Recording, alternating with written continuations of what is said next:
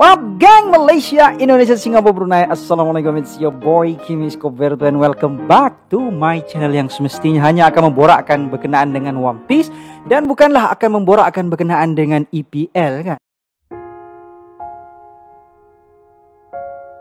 Walaupun baru-baru ni kita dikejutkan dengan serangan mengejut, dua orang telah menghat-trickkan dirinya iaitu Foden dan Haaland. Tapi Haaland betul lah kan. Guys, benda ni sebenarnya kita bukan nak kita buruk siapa-siapa, kita baik siapa-siapa. Tapi apabila tim kita telah memenangi sesuatu pertandingan, apa yang kita perlu buat adalah kita kena humble. Sebab nanti kalau kita cakap-cakap buruk orang lain, nanti tim kita pula kalah macam mana kan. Macam saya maintain kan. Kalau macam tim saya menang, saya suka-suka macam gitu je lah. Kalau tim saya kalah, saya diam-diam macam gitu je lah. Kalau tim kita kalah, kita pakai macam gitu kan.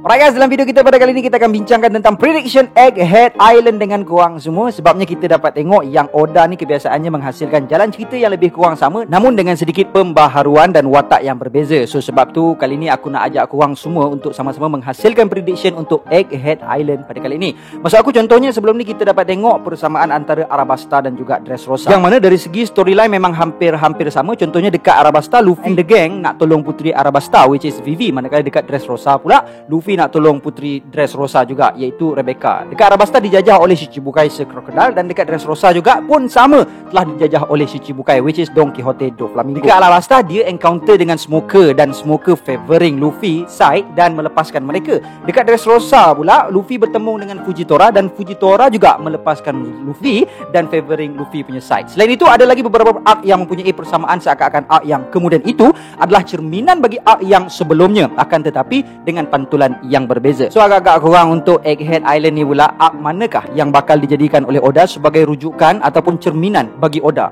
Nak tahu apa idea dan pendapat yang aku nak kongsikan? Jom, let's proceed with the content. Hidup Manchester City.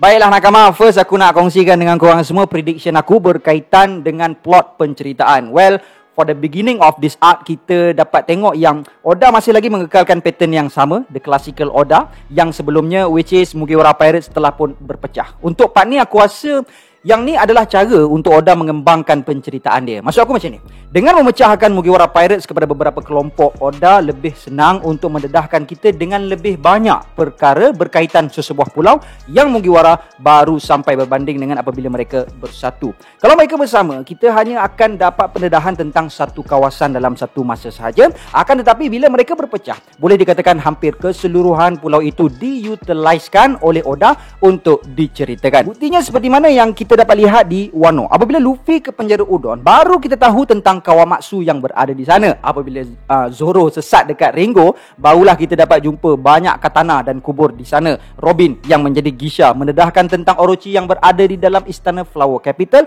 dan sebagainya. So aku pasti kali ini Oda juga menggunakan corak yang sama untuk sekali lagi Oda memaksimalkan penjelajahan ke atas pulau Egghead ini untuk didedahkan kepada kita semua. Yang mana dalam chapter 1061 yang lepas, kita dapat tengok yang Luffy, Chopper, Jinbe dan Bonnie telah pun membentuk satu kumpulan dan Luffy, Chopper dan Bonnie berkemungkinan akan ditangkap oleh cyborg Vegapunk yang berada di sana, manakala Jinbe pula akan mendapatkan bantuan daripada the rest of the Mugiwara crew. Yalah, sebabnya Jinbe je yang mampu untuk berenang untuk selamatkan diri dia kan. Manakala untuk the rest of Mugiwara Pirates pula mungkin akan dibawa untuk menziarahi makmal Dr. Vegapunk. Kemudian aku akan share dengan korang pula berkaitan dengan villain dalam arc Egghead pada kali ini. Well, personally aku tak rasa yang akan ada villain yang bakal menentang Mugiwara Pirates dalam arc pada kali ini, dan mungkin arc pada kali ini akan menjadi cerminan arc bagi Reverse Mountain Arc ataupun juga dikenali sebagai Laboon Arc. Yang mana dalam arc Reverse Mountain kita tidak ada major villain yang menentang Mugiwara Pirates. Yang ada pun cumalah Mr. Nine dan juga Miss Wednesday which is Vivi lah. Dan antara kedua-dua chapter ini pun ada beberapa perkara yang hampir sama, which is masa mula-mula mereka melepasi ribut dalam Reverse Mountain Arc, mereka telah bertemu dengan Laboon dan akhirnya ditelan oleh Laboon. Manakala dalam arc pada kali ini pula, setelah melalui satu badai yang dahsyat, mereka telah berjumpa dengan satu ikan yang gergasi juga dan hampir-hampir ditelan oleh ikan tersebut.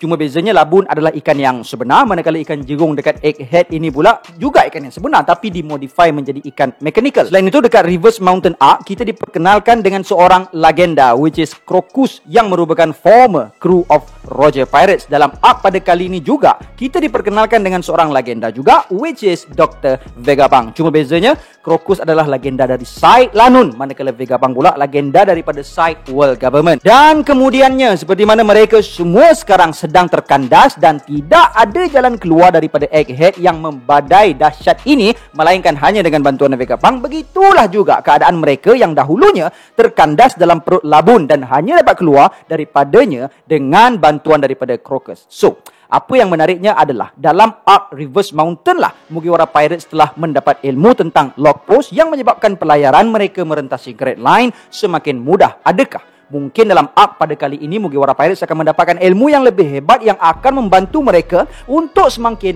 menghampiri Laugh Tale? Dan yang menariknya juga dalam arc Reverse Mountain, Crocus telah melihat bayangan Roger pada diri Luffy dan bertanyakan mungkinkah Luffy adalah watak yang dinantikan oleh Roger selama ini? Maka mungkinkah kita akan melihat kebarangkalian bahawa Dr. Vegapunk ataupun Egghead Island juga mempunyai hubungan dengan Roger? Itulah sebabnya kru Roger kan telah berjaya menjelajahi keseluruhan pulau dalam One Piece. Jadi aku yakin yang Egghead Island juga pernah menjadi salah satu daripada destinasi Roger Pirates. So basically, apa yang aku katakan ini adalah untuk menyokong statement aku bahawa berkemungkinan besar seperti mana Reverse Mountain Arc yang tidak mempunyai major villain, maka Egghead Island Arc juga tidak akan mempunyai major villain. Alright, seterusnya jom kita discuss pasal upgrade Mugiwara Pirates selepas arc ini. For me personally, aku merasakan antara kru Mugiwara yang akan mendapat upgrade daripada arc ini termasuklah Franky, Usopp, Nami, Sanji, Chopper, Robin dan tidak dilupakan juga Thousand Sunny. Untuk Franky, macam mana yang kita semua tahu, dalam tempoh time skip 2 tahun yang lalu pun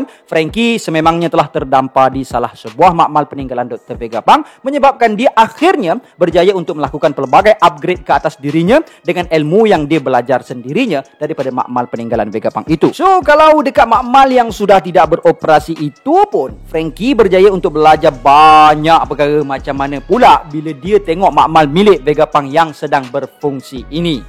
Mesti banyak benda Franky boleh upgrade kan. Kemudian Usopp juga mungkin akan melakukan penambahbaikan untuk senjatanya dengan apa yang dia mampu belajar di sana. Nami pun mungkin akan mengalami upgrade bagi climb attack-nya dengan bantuan daripada Usopp. Yalah, sebab memang climb attack itu ciptaan Usopp pun. Sanji pula mungkin akan mengalami upgrade dari segi kemampuan superhuman-nya. Chopper juga sudah tentu menggunakan kesempatan yang ada untuk menambah baik Rumble Ball miliknya, dan Robin pula barangkali akan mendapat banyak ilmu berkaitan sejarah daripada Vegapunk ini. Yalah, Vegapunk merupakan orang yang melakukan kajian ke atas The Survivor of Lunarian King The Wildfire. So aku yakin yang Vegapunk ini juga mempunyai ilmu yang banyak tentang sejarah dunia One Piece. Untuk persoalan berapa lama arc ini akan berjalan pula, aku berpendapat yang arc ini tidak akan memakan chapter yang terlalu panjang. Yalah, macam yang aku dah explain dekat korang tadi bahawa arc ini berkemungkinan merupakan cerminan bagi arc Reverse Mountain. Maka panjang untuk arc ini juga possibly sama panjang dengan arc Reverse Mountain. Seterusnya kita akan membincangkan tentang pendedahan yang mungkin kita akan dapati dalam arc pada kali ini pula. Yang mana aku berpendapat bahawa antara pendedahan yang kita akan dapatkan nanti termasuklah tentang Seraphim yang merupakan hasil acuan daripada campuran Shichibukai pada usia kanak-kanak dan bangsa Lunarian itu. So possibly dalam Egghead Island ini kita akan didedahkan dengan semua desain Seraphim. Mungkinkah Vegapunk sememangnya membina Seraphim ini dengan rupa kesemua Shichibukai pada usia kanak-kanak mereka?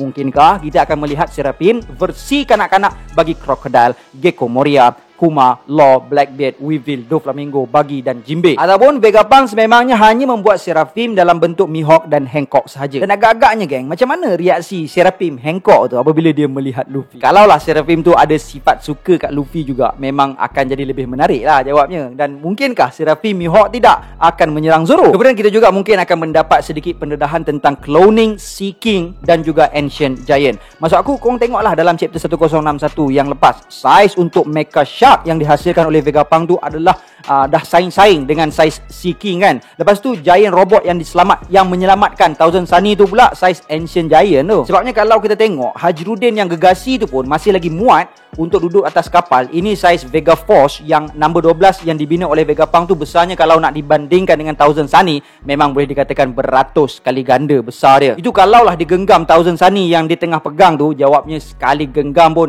dah hancur Thousand Sunny itu. Sekaligus menumpaskan the whole Mugiwara crew yang ada kat atas tu.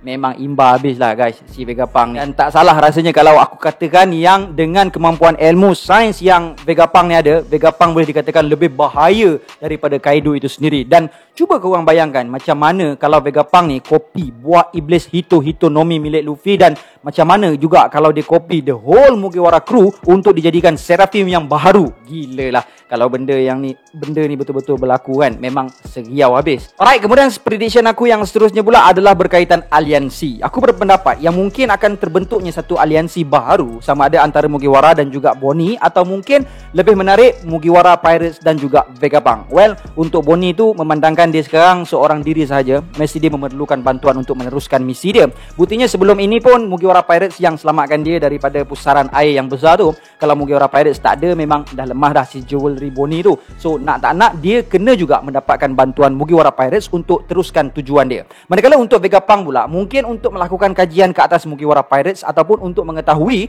rahsia tentang kenapa rambut Luffy bertukar menjadi putih, seperti mana yang telah dimention oleh Bonnie dalam chapter 1061 yang lepas. Maka Vegapunk sanggup membentuk aliansi, dan mungkin Vegapunk juga termasuk dalam kalangan orang yang nak sangat tahu tentang rahsia tersebut, memandangkan Bonnie telah memberitahu bahawa perubahan fizikal Luffy ini merupakan satu polemik hangat yang dibincangkan dalam surat khabar. Macam mana pula menurut kalian semua nakama tercintaku? Apakah prediksi kalian untuk Egghead Island Arc ini? Sekiranya kalian ingin teori kalian disiarkan di channel ini, kalian boleh kongsikan teori korang semua di Telegram Scoverto Clan. InsyaAllah nanti aku akan sharekan teori korang dalam video yang akan datang. Okay guys, InsyaAllah see you guys in the next video. And until then my gang, there is no God except Allah. Assalamualaikum warahmatullahi